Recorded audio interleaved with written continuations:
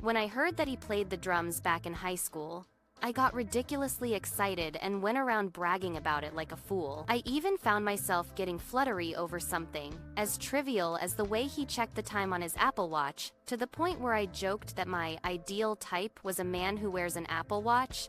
Absolute nonsense. This guy had more than enough things he could brag about. Yet strangely, I didn't even want to tell people that I had a boyfriend. Especially that protruding philtrum and those slightly peeking sanpaku eyes every time I looked at them. Instead of pride, I was hit with an intense wave of reality. On the other hand, he proudly put my photo up as his KakaoTalk profile picture right away. I felt so embarrassed by it that I asked him to take it down. Because I couldn't get past the physical intimacy barrier, dating him started to feel like an extension of work. I gradually grew distant, replying half-heartedly to his messages. He, being perceptive and smart, kept watching my reactions with those sanpaku eyes. And perhaps sensing my growing detachment, he ended up making one last, desperate statement. Any woman who marries me is seriously hitting the jackpot. I'm an only son. I've got inheritance coming, and I'm confident I can let her live without ever worrying about money. The moment I heard that, I knew this man had run out of cards and had just played his final one.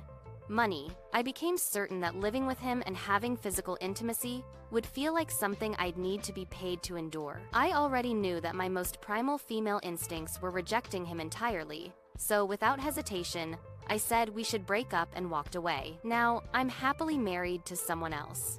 Years have passed, but he still hasn't married, and he hasn't succeeded in dating either. Right after we broke up, he contacted me saying he missed me, and that memories of when we were together kept resurfacing. But I already had a new boyfriend, so I blocked him.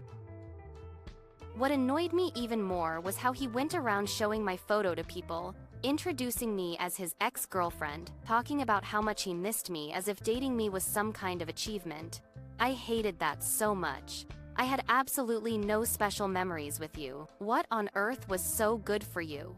I even pushed you away when you tried to kiss me. Only after we broke up did I find out that even in his 30s, he'd never had a relationship last more than a year, basically a near lifelong single. That's how little interest I had in him. I didn't even bother asking about his past relationships, lol. Conclusion. I could never live with a man whose face I don't even want to kiss. Not even if he offered me 100 billion won. No matter how much of a believer I am in money-solving things, having to kiss and hold a mole-like face with sanpaku eyes every single day, that's just not something a human should be expecting.